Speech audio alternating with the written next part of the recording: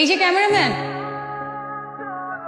For your kind information, যা ছবি তুলে তাদেরকে ক্যামেরাম্যান বলে না, photographer. And I am not a photographer. আমার এক ফ্রেন্ডের বিয়েতে আসছিলাম কিছু স্পেশাল মোমেন্ট ধারণ করার জন্য। কিন্তু আমার কেন যদি মনে হচ্ছে আপনার ক্যামেরাতে আমার কিছু ছবি আছে। শিওর? আসলে বিয়ে বাড়িতে তো অনেক মানুষ, অনেক মানুষের ভিড়ে একটা দুটো ছবি হয়তো আপনার থাকতে আচ্ছা একটু দেখি, সমস্যা কি?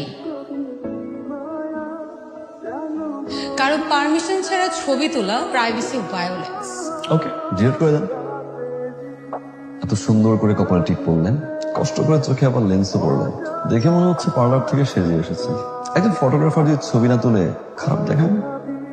আপনি কি আমার সাথে বাই এনি চান্স ফ্লার্ট করছেন? ফ্লার্ট আমি করি না, যা বলি ডিরেক্টলি চাইলে আপনি ডিলিট করতে পারেন। Okay, no problem, your call. Delete আপনি করবেন, অবশ্যই করবেন, কিন্তু তার আগে আমাকে ছবিগুলো পাঠিয়ে দিবেন। হোয়াটসঅ্যাপ পাঠিয়ে দিন। হোয়াটসঅ্যাপে দিতে হবে কেন? আমি আপনাকে ইমেল আইডি দিয়েছি, ইমেল আইডিতে পাঠিয়ে দেবেন। Sourav. Dipa, nice to meet you.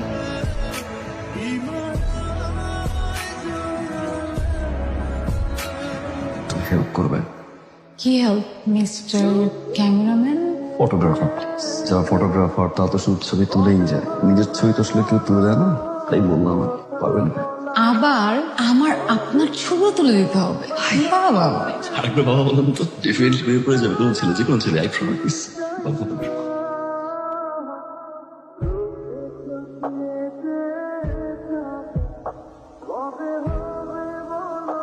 কি ব্যাপার, মুড অফ মনে হচ্ছে? আমার বাবা আসলে একটু অসুস্থ। কি হয়েছে আঙ্কেল? বাবার আসলে যে বিজনেসটা ছিল, বাবা সেখানে অনেক টাকা ইনভেস্ট করে ফেলে। তারপর যখন লস হয়, আস্তে আস্তে বাবা মেন্টালি অ্যান্ড ফিজিক্যালি সিক হয়ে পড়ে।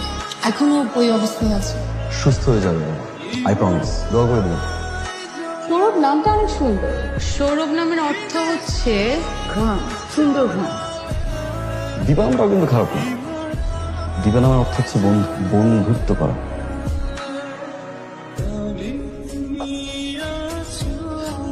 তোমার জন্য। আমার জন্য? হ্যাঁ। কি ফুল এটা? কি ফুল? এটা কৃষ্ণচূড়া। কৃষ্ণচূড়া? তো কৃষ্ণচূড়া ফুল দিয়ে আমি কি করব? কৃষ্ণচূড়া ফুল দিয়ে কি করে? আচ্ছা, কি করে? সবাই বলে ফুল নাকি গাছেই সুন্দর। আমার কি মনে হয় জানো, ফুল সুন্দর তোমার চুলে।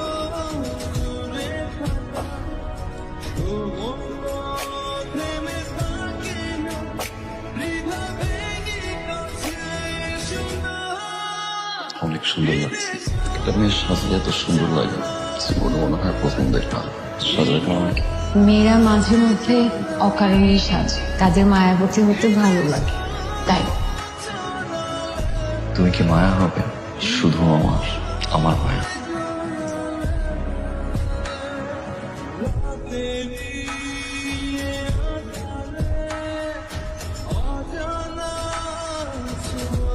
তুমি এখানে কেন? তুমি ফোন দিচ্ছ না, টেক্সট রিপ্লাই দিচ্ছ না, তুমি ঠিক আছো? আমি বলছি, আমি ফোনে বলছি, তুমি যাও। আমি তোমার সাথে ফোনে কথা বলছি, যাও। শুনো, আসছে যেহেতু বলো। আমি বলেছিলাম না, বাবা অনেক অসুস্থ। বাবা না হঠাৎ করে অসুস্থ হয়ে পড়ে, বাবাকে হসপিটালেও অ্যাডমিট করতে হয়। আমি আসলে 2 দিন হসপিটালেই ছিলাম। আচ্ছা, তোমার সাথে এখানে কেউ যদি দেখে তাহলে আমার অনেক ঝামেলা হয়ে যাবে। তুমি প্লিজ যাও, আমি তোমার সাথে ফোনে কথা বলবো। তুমি যাও প্লিজ। কালকে বিকেল আসো প্লিজ। আমি চেষ্টা করবো।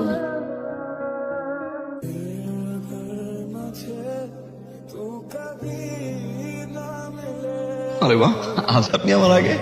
কোন ছেলে যখন কোনো মেয়ের জন্য অনেকক্ষণ ধরে অপেক্ষা করে, তার মানে ছেলেটা মেয়েটাকে ভালোবাসে। আর যখন কোনো মেয়ে কোনো ছেলের জন্য অপেক্ষা করে, তার মানে তো মেয়েটা ঠিকই ভালোবাসে। তবে ছেলেটা সেদিন আমি লাভ উইথ ইউ। সৌরভ, আমার কিছু কথা আছে। বলো। আমি তোমাকে বলেছিলাম না যে বাবার বিজনেসে অনেক লস হয়, অনেক ঋণ জমা হয়েছে।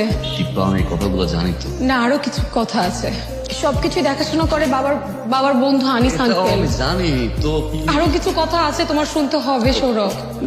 বাবার চিকিৎসার জন্য যত টাকা লাগে সব টাকা আনিস আঙ্কেলেরই দেওয়া, সব সময়ই দেয়। এখন আনিস আঙ্কেল চাচ্ছে তার ছেলের সাথে আমাকে বিয়ে দিতে। বাবাও এতে রাজি। সৌরভ, এমন না যে আমার অমতে রাজি হয়েছে। সবকিছু চিন্তা করে বাবার কন্ডিশন দেখে আমি বাবাকে না করতে পারিনি। সৌরভ আমি তোমাকে পছন্দ করি, কিন্তু আমার বিয়েটা করতে হবে। আমি সরি সৌরভ, পারলে আমাকে মাফ করে দিও। ভালো থেকো।